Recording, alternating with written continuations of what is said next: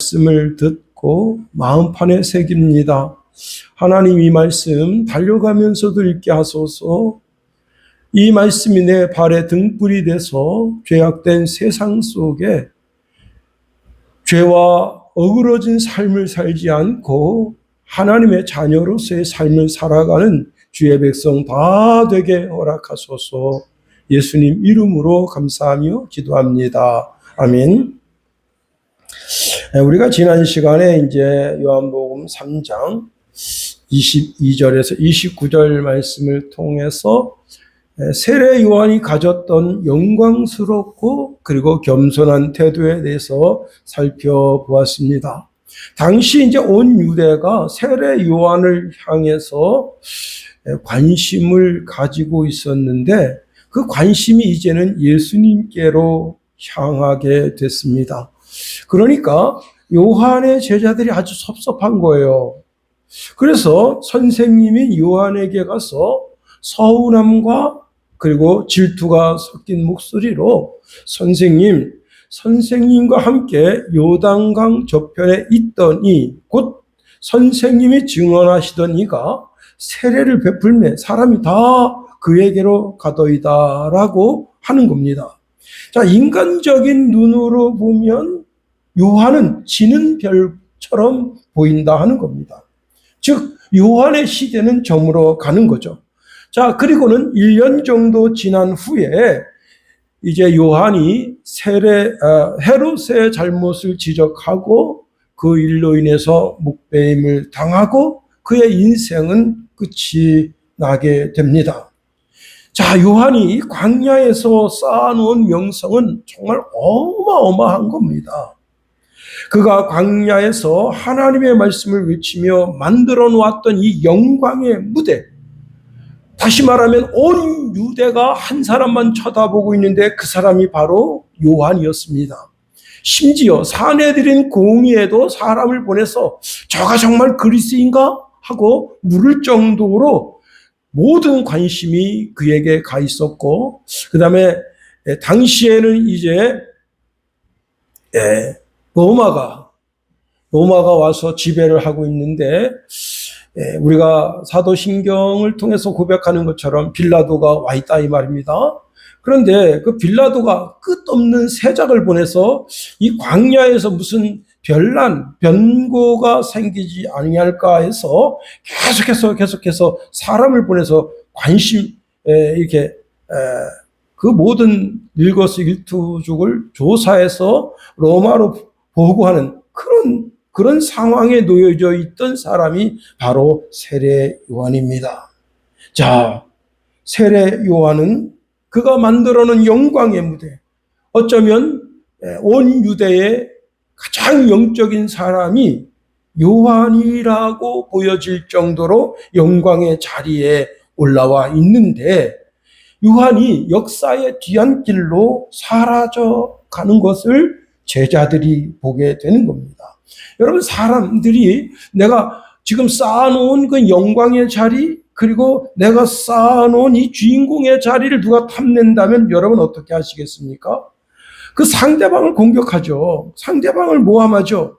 그게 본래 사람의 심성인데 요한은 그렇게 하지 않았습니다. 오히려 자기 자신을 신랑의 음성을 듣고 크게 기뻐하는 신랑의 친구라고 비유했다 하는 겁니다. 신랑 대신 예수님이 주목받는 것을 너무 기뻐했다는 겁니다. 우리가 오늘 읽은 30절에 보면, 자, 요한의 모든 사역과 인생의 마침표를 찍는 말씀을 하고 있습니다.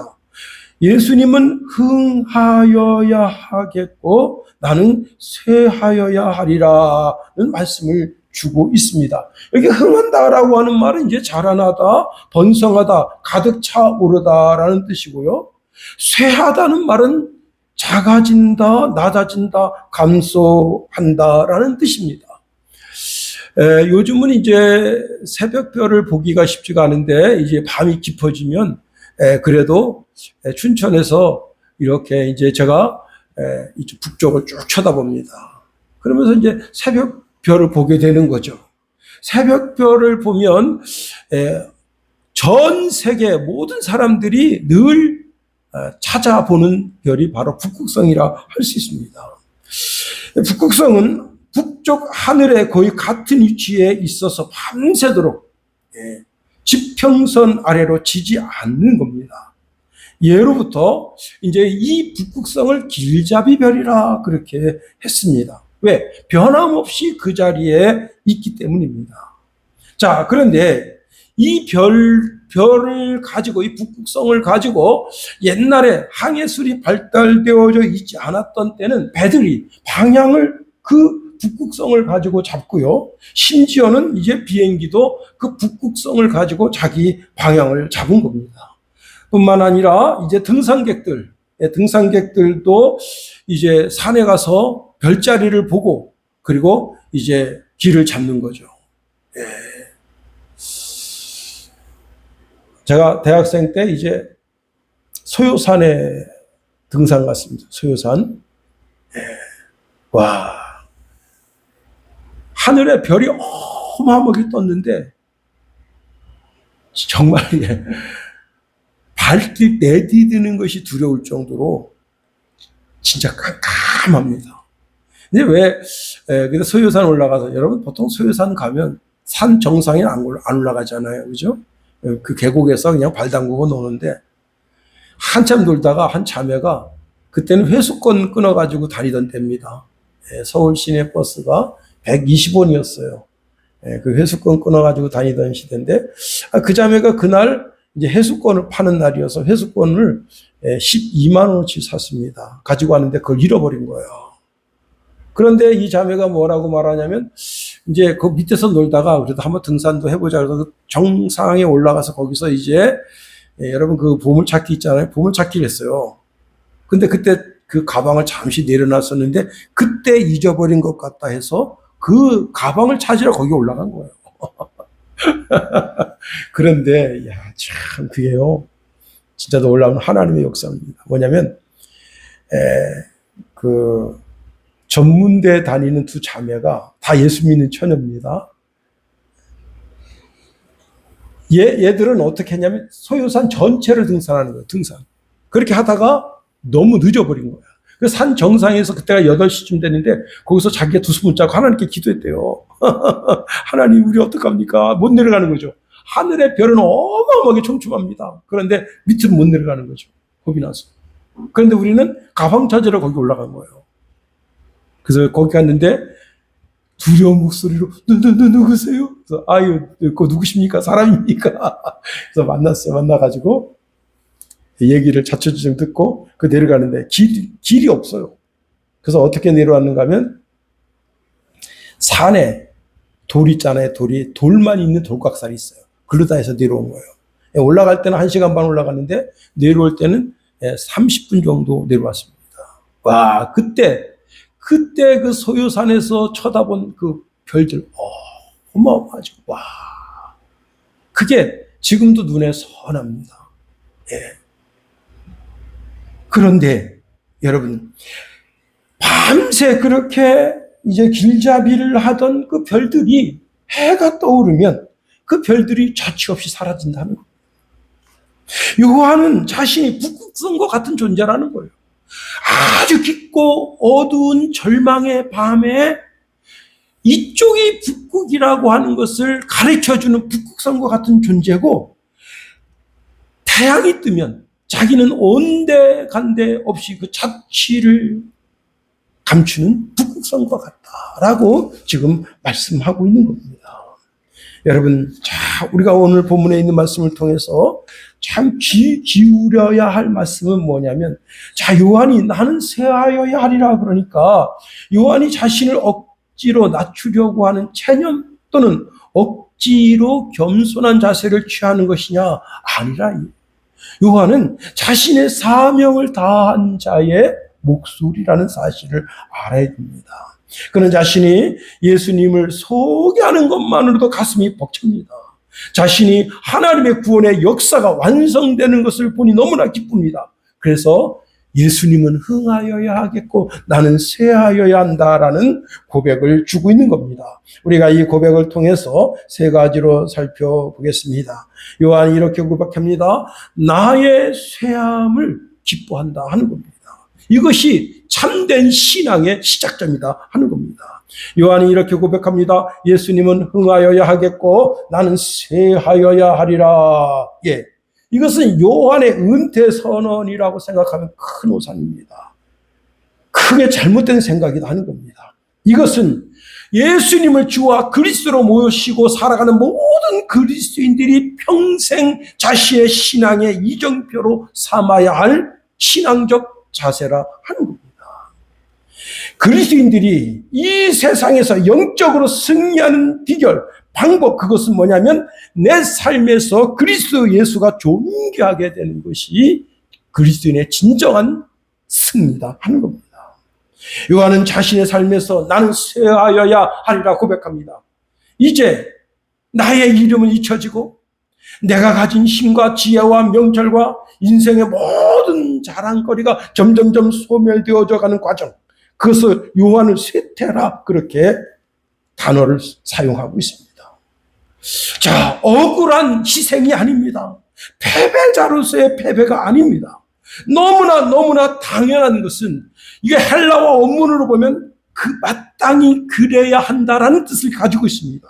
다시 말하면 요한이 억지로 할 수 없어서 광야의 영광의 자리에서 물러나고 형편없는 자리로 낮아지는 것이 아니라 내가 물러가고 내가 낮아지는 것은 너무나 당연한 이치이고 이것은 하나님이 내 삶에 원하시는 가장 아름다운 삶이라고 요한이 지금 고백하고 있다고 하는 겁니다. 여러분, 세상 사람들은 정반대의 가치관을 가지고 있습니다. 난 이런 사람이야. 내 존재감을 드러내려고 합니다. 내 몸값을 높이려고 하고요. 내 이름을 널리 알려고 주장합니다. 제가 이제 어제 강원 FC 축구를 봤다 그랬잖아요. 거기 이제 그 아나운서하고 그 다음에 이제 해설하는 그 해설사가 있는데 그 한 선수를 지목하는데, 이렇게 이야기합니다. 저 선수는 이제 좀 더 B그룹으로 아마 올 이제 그 인사 이동이 있게 되면 B그룹에서 그 선수를 아마 사가지 않겠습니까? 그리고 몸값도 올라가고 지금 받는 돈의 두세 배 정도 이상의 그 임금 이상이 있을 것 같습니다. 그 자기들끼리 뭔 얘기가 있었겠죠? 그러니까 그런 얘기를 한 겁니다. 예. 근데 내가, 왜 강원도에서 열심히 해가지고, 이렇게 막, 열심히 그 등위권 1, 2, 3등 안에 들고 그렇게 하면 선수를 자꾸 빼가나. 그런 생각을 가집니다. 여러분, 세상 사람들은 자기의 존재감을 드러내고 몸값을 높이고 자기 이름을 높이는, 그리고 세상은 끝없이 자기를 사랑하게 만들고 자랑하게 만들고 이것이 세상의 풍조다는 겁니다. 그런데 나는 쇠하여야 하리라? 이런 고백은 뭐예요? 실패한 인생이고 낙오한 인생처럼 여겨집니다. 그런데 문제는 이런 겸손의 태도가 교회 안에 정말 모든 성도들이 다 겸손히 자기 자신을 낮추고 겸손한 신앙의 자세를 가져야 함에도 불구하고 교회에 와서 나를 왜 몰라주는 거야 하고 교만하게 목을 들고 섭섭해하고 볼멘 소리를 하면서 정말 하나님의 신앙인의 신앙의 자세가 누그러지는 것을 보게 되는 겁니다. 성경에서 말씀은 진짜 신앙은 누가 강해지고 누가 높아지는 것을 말씀하지 않고 진짜 신앙은 하나님의 임재와 그리스도 십자가의 은혜 앞에서 철저히 자기 자신을 낮추고 깨트리는 것에서부터 신앙이 시작된다는 겁니다. 내 생각, 내 고집, 내 자랑, 내 의의가 살아서 역사한다면 결국 하나님은 그 사람을 통해서 역사하실 수가 없다는 겁니다. 모세가 나이 40됐습니다. 여러분, 나이 40이면 정말 왕자로서 궁궐에서 멋진 일을 해보고 싶잖아요. 그런데 아무도 자기를 주목해 보지 않는 그런 가운데 자기가 이제 유대인인 것을 알게 됐습니다. 그래서 여러분, 내가 정말 유대인들의 힘을 규합해서 이 유대인들을 이 애굽에서 고통하는 이 고통에서 빼내서 한번 독립을 시켜볼까 하는 그런 의지로 살인을 하고 못된 짓을 하잖아요. 결국은 어떻게 됩니까? 그가 혈기 왕성할 때 그 혈기 때문에 결국은 바로의 왕궁에서 쫓겨나고 미디안 광야에 가서 40년 동안 양치기로 그렇게 살아갑니다. 그리고는 이제 나이 80이 됐습니다. 나이 80이 되니까 여러분 나이 80 됐는데 이 두뇌가 팍팍팍 돌아가고 막 정말 뭐 눈빛이 반짝반짝하고 그게 아니잖아요. 나이 80대 보세요. 걷는 것도 틀립니다. 저는 이제 뭐 나이 이제 60 조금 넘었는데 우리 집사람이 자꾸 왜 노인네처럼 걷냐고. 예? 그래서 제가 요즘요 걸을 때 목 빳빳하게 세우고 이제 걸으려고. 그 말이 충격이에요. 왜 당신 노인네처럼 걷습니까? 그 말이 마음에 굉장히 큰 충격으로 왔어요. 나를 노인네 취급하다니. 어제도 뭐라 그래요? 당신은 60이야. 당신 나이 60이야. 그 얘기가 굉장히 마음에 충격으로 다가옵니다. 내가 60인가? 아직은 청춘인데. 머리만 조금 희끗희끗할 뿐이지. 그런 생각 갖는데, 여러분, 나이 80입니다. 눈도 흐리고요. 말하는 것도 어눌해요. 그래서, 모세가 하나님 앞에 이렇게 말하면 나는 입이 뻣뻣하고 혀가 둔한 사람입니다. 이게 무슨 뜻이에요? 나는 자격이 없다. 그런데 그런 모세, 자기 속에 있는 자기 자랑, 자기 의, 자기 교만, 자기 힘 모든 것이 다 빠졌어. 정말 어떻게 하나님 사람이 없어서 저런 인간을 들어서 쓰시는 거야? 할 정도로 겸손한 사람. 그래서 이제 민수기에 보면 온 지면에 이스라엘 백성 전체 온 지면에 모세처럼 온유한 사람이 없다. 그렇게 말씀하고 있습니다. 여러분, 여기 나는 쇠하여야 하리라 라고 하는 것은 나의 모든 계획이 무너지고 나의 자존심이 무너지고 나의 능력과 나의 힘이 아무것도 아니다라고 하는 신앙 고백 속에 이러한 약함 속에 하나님이 비로소 내 삶에 역사하시기 시작하고 그것이 신앙의 출발점이 된다는 사실입니다. 바울은 이런 고백합니다. 고린도후서 12장 9절에 보니까 나에게 이르시기를 내 은혜가 족하도다. 이는 내 능력이 약한 데서 온전하여 짐이라 하신지라.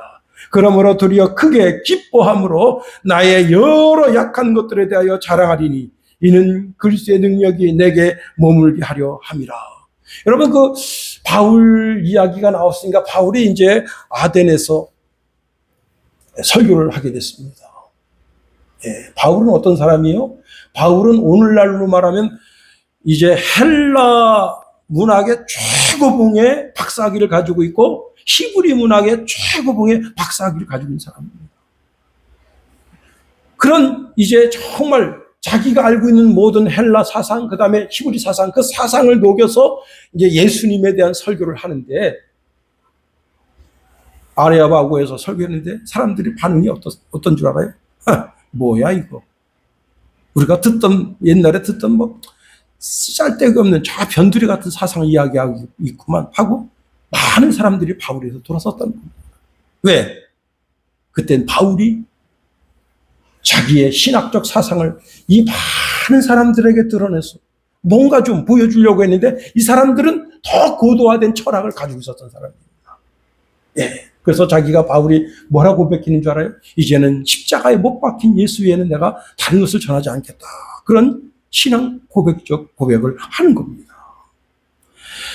두 번째로 내 안에서 오직 예수님만이 흥하여야 한다 하는 겁니다.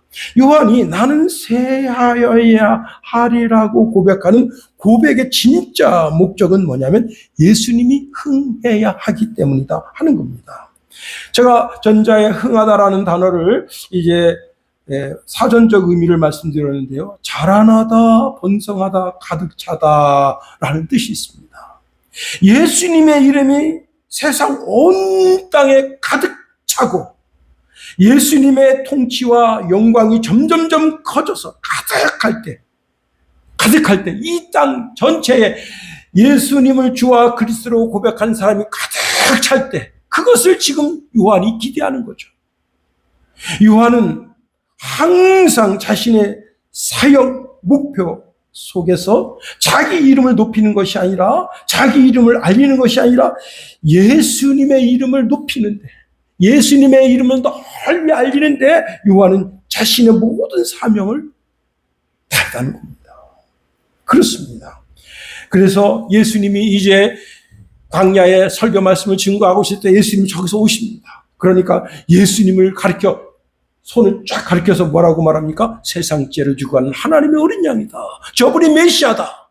저분이 그리스도라. 그분을 아예 지칭해서 소개한 겁니다. 그렇습니다.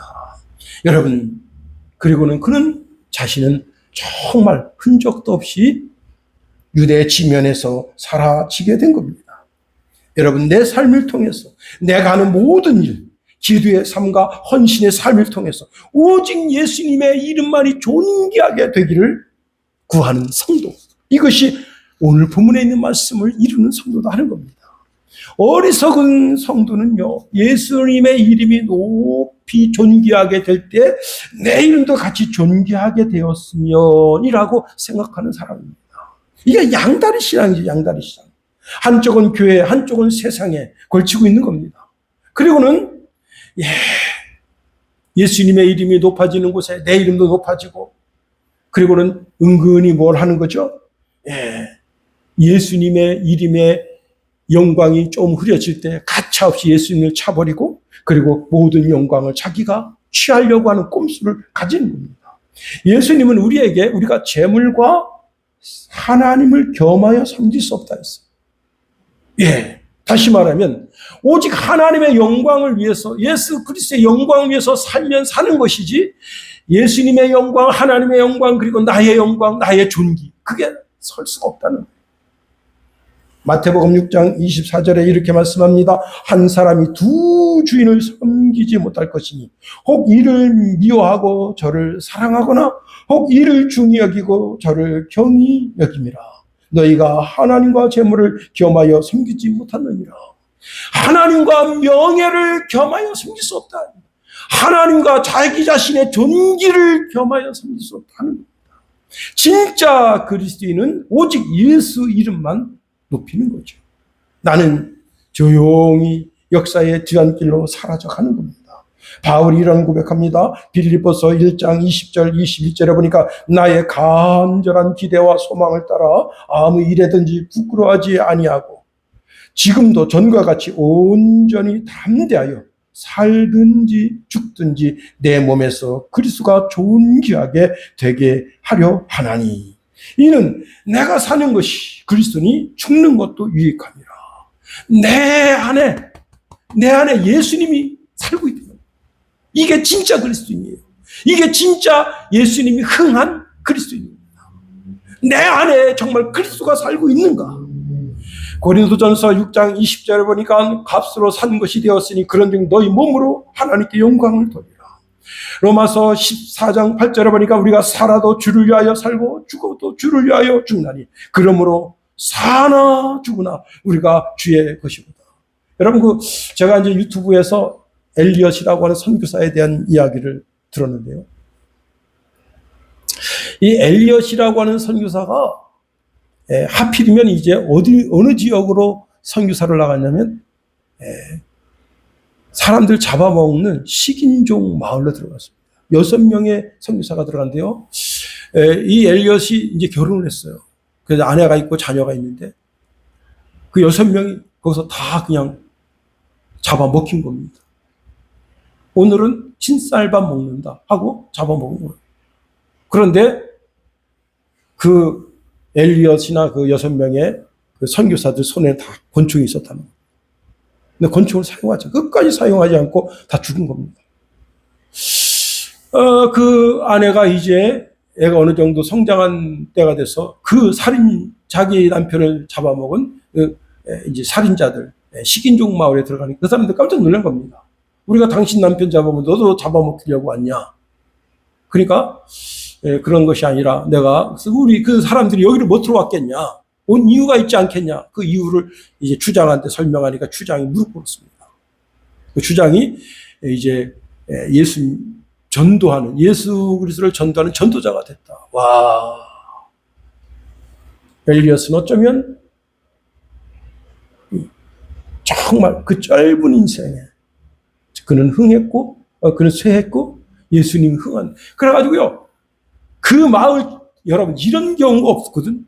그 종족 100% 다 예수 믿게 된 겁니다. 와, 이런 역사는 사실 쉽지가 않아요. 그들이 영의 세계를 알고, 그리고 이제 정말 다, 아니, 엘리엇을 죽인 그 사람이, 그리고 죽인 주범들이 있단 말이에요. 주범들이 다 예수를 전하는 전도자가 됐다는 겁니다. 사나 죽으나 우리가 주의 것인 것을 알아야 됩니다.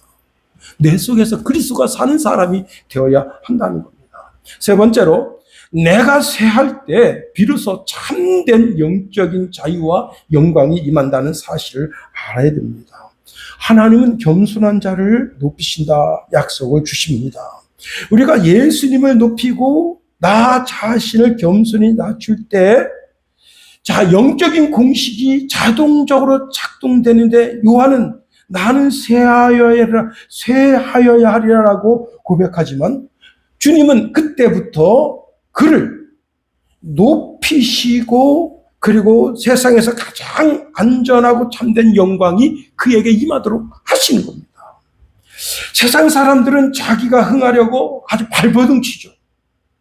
요즘 젊은이들이 주식 참 난리 났습니다. 뉴스 제목이 뭐냐면 재헌절이 이재명 살렸답니다. 야, 이게 뭡니까? 재헌절 때 주식 거래 못 하잖아요. 그래서 이재명 대통령 살았다는 겁니다. 이제 월요일 날이 문제예요. 내일이. 주식이 어디까지 떨어질까? 응? 20, 30 젊은이들, 40 젊은이들까지 지금 다 그냥, 이재명 대통령 주식 사라 아마 그랬었나 봐요. 저는 정확한 뉴스를 모르겠는데, 이거 뭐냐 이거예요. 야, 하여튼 막 주식 연끌해가지고 막, 돈을 한 푼이라도 쥐려고, 또 권력을 쥐려고 아등바등 되잖아요. 사람들에게 인정받으려고 애를 씁니다. 근데 그렇게 쌓아 올린 명성이나 영광이나 존귀가 모래성 쌓았을 때 물이 싹 들어오면 그냥 싹 무너지는 것처럼 다 무너져 버립니다. 내가 조금 뒤처질까봐 두려워 떨죠. 내 자리를 뺏길까봐 잠이 오질 않습니다. 여러분, 전 세계의 역사상 전무후무하게 모든 걸 선하게 줬던 사람의 고백이 있습니다. 이런 고백이에요. 헛되고 헛되며 헛되고 헛되니 모든 것이 헛되도다. 해 아래서 수고하는 모든 수고가 사람에게 무엇이 유익한가? 이게 누구의 고백이냐면 솔로몬의 고백입니다. 솔로몬은 정말 흥한 사람이에요. 그냥 은은 돌처럼 여겨요. 그리고 금도 그냥 뭐 이렇게 귀하게 여기질 않아요. 그냥 흥청망청. 진짜인지 아닌지는 모르겠습니다만은, 제가 이제 구약학을 들을 때 그 구약학을 가르쳤던 원영국 교수님이 뭐라고 말했는가 하면, 솔로몬이 벼룩이도 길들였다는 거예요, 벼룩. 여러분, 벼룩 길들일 수 있겠어요? 그러니까, 그렇게 할 짓이 없었대. 영광의 자리, 최고의 자리에 올라가 있는데, 그렇게 할 짓이 없었다는 거예요. 그래, 얼마나 인생이 헛되냐고요. 참. 그렇습니다. 자기가 그렇게 흥하려고 자기 삶의 끝에 섰는데 피로와 고통과 공허뿐이다. 그런데 여러분, 주님 안에서 자신이 기꺼이 쇠하기를 선택하는 성도는 하나님께서 그에게 명예도 주시고 권세도 주시고 부와 존귀도 주신다. 그렇습니다. 여러분, 예수님은 철저하게 자신을 비워 종이 되셨습니다. 그리고 십자가에서 자기 자신을 주고 쇠하게 되셨습니다. 그럴 때 하나님이 예수님을 지극히 높였다 했습니다. 빌립보서 2장 9절 11절에 보니까, 그러므로 하나님이 그를 지극히 높여 모든 이름 위에 뛰어난 이름을 주사 하늘에 있는 자들과 땅에 있는 자들과 땅 아래에 있는 자들로 모든 이름을 예수의 이름에 꿇게 하시고 모든 입으로 예수 그리스도를 주라 시인하여 하나님 아버지께 영광을 돌리게 하셨느니라. 여러분, 세상적인 눈으로 보면 예수님은 실패자죠. 자, 요한 후에 예수님이 온 유대 땅, 갈릴리 땅, 사마리아 땅을 완전히 휘젓고 다니셨습니다. 모든 관심이 다 예수님께 그래서 예수님 메시아. 그렇게 수많은 사람들이 고백했는데 예수님이 유대 땅에 올라와서 너무 허무하게 그냥 그렇게 유대 병병들에게 잡히시고 빌라도의 법정에서 사형 언도를 받으시고 허무하게 갈보리 언덕에 그렇게 죽으셨어. 그때 모든 유대인들이 다 허망하게 예수님이 쇠함을 보면서 허망하게 느꼈는데 하나님 어떻게 하셨다고요? 3일 만에 부활해서 부활의 주가 되게 하셨다. 세상적으로 보면 요한은 실패한 인생처럼 보입니다. 요한이 자기 이름 석자를 빛내겠다고 막 날뛰고 그랬다면 요한은 더 유명한 사람이 될 수 있었어요. 여러분, 그 구약에 사울왕은 전쟁에서 이기자 전쟁 기념비를 세웠습니다. 여러분, 교만 떠는 거죠. 그가 어떻게 했습니까? 아말렉 아각 왕을 살려주고 모든 좋은 짐승떼를 살려주고 그리고 자기 재산이 되게 하고 결국은 어떻게 됐습니까? 아들과 아버지가 한날 죽게 됐다. 자, 그런데 요한에 대한 평가가 있습니다. 이것은 하나님 아버지의 평가이고 하나님이신 예수님의 평가다. 사람의 평가도 중요하지만 가장 중요한 것은 무엇이겠어요? 하나님의 평가. 하나님이 나를 어떻게 평가하시는가? 예수님이 어떻게 평가하시는가? 마태복음 11장 11절에 보니까 내가 진실로 너희에게 말하노니 여자가 낳은 자 중에 세례 요한보다 큰 이가 일어남이 없도다. 여자가 낳은 자라는 말 뜻이 뭐냐면 지금까지 태어난 모든 인간, 아담과 하와를 통해서 씨가 종족에 퍼져서 지금까지 태어난 모든 인간 중에 가장 큰 자가 요한이라 했어요. 여러분, 이걸 히브리식 표현으로 보면 인류 가운데 세례 요한보다 더 큰 사람이 없다라는 뜻입니다. 그러면 요한이 무슨 능력을 행했나요? 기적을 행했나요? 아닙니다. 그는 자신의 사명, 자신의 위치를 가장 잘 알고 그 광야에서 예수님을 소개하는 소개자의 사명을 다한 거예요. 요한은 구약의 마지막 선지자입니다. 그는 구약의 모든 선지자가 장차 오실 메시아를 말씀을 받고 말씀으로만 장차 메시아가 올 것을 글로 남겼을 뿐이에요. 그런데 요한은 그게 아닙니다. 장차 오실 그 메시아를 자기 두 눈으로 본 사람이에요. 그래서 예수님을 직접 세상 죄를 짓고 하는 하나님의 어린 양이라고 소개한 사람입니다. 요한은 메시아의 길을 준비한 사람입니다. 그는 만민 앞에서 자기를 이렇게 소개합니다. 나는 그리스도가 아니요 그의 앞에 보내심을 받은 자라. 잘 들으세요. 이게 오늘 이 시대를 사는 그리스도인의 사명이라는 사실입니다. 이제 주님 다시 오셔요. 재림해 주러 오신다. 영광해 주러 오신다. 그 주님을 맞이할 준비를 누가 해야 되느냐? 이 시대의 요한이 해야 되는 거예요. 우리가 이 시대의 요한이라. 다시 말씀드립니다. 예수님을 주와 그리스도로 고백하는 모든 사람들은 이 시대의 요한인 것을 알아요. 그렇습니다. 그분이 흥하게 해서 이 땅에 오시는데 그때 온 인류가 다 예수님을 맞이할 수 있도록 준비를 해야 할 사람들이 우리라 하는 겁니다. 여러분, 그러니 우리가 가정에서 어떻게 살아야 되겠어요? 정말 내 남편을 그리스도처럼 섬기고 내 아내를 그리스도처럼 섬기고 내 자녀를 그리스도처럼 섬기고 내 직장에 갑니다. 직장에 만나는 모든 사람들 다 이분이 예수님이다. 그렇게 섬겨야 되는 거예요. 여기 소자 하나에게 행한 것이 곧 예수님에게 행한 것이다 하셨습니다. 우리는 이 시대에 성경으로 살아야 되고 이 시대에 전도지로 살아야 돼요. 바울이 이렇게 고백합니다. 내가 그리스도와 함께 십자가에 못 박혔나니 그런데 이제는 내가 사는 것이 아니요 오직 내 안에 그리스도께서 사시는 것이라. 이 삶을 우리가 살아드려야 한다는 겁니다. 그렇습니다. 요한은 주님 앞에서 이런 칭찬을 듣습니다. 잘하였도다 착하고 충성된 종아, 내가 적은 일에 충성하였으며 내가 많은 것으로 내게 맡기리니 내 주인의 즐거움에 참여하라. 여러분, 이 한 주간 어떻게 사시기를 마음에 다짐하며 결심하십니까? 여러분이 그리스도의 향기입니다. 여러분이 그리스도의 빛입니다. 어느 형편 처지에 있든지 그곳에서 그리스도 예수를 존귀케 하는 오늘의 요한으로 살기를 예수님의 이름으로 부탁드리며 축원합니다. 기도하겠습니다. 하나님, 우리를 붙드시며 인도하소서. 예수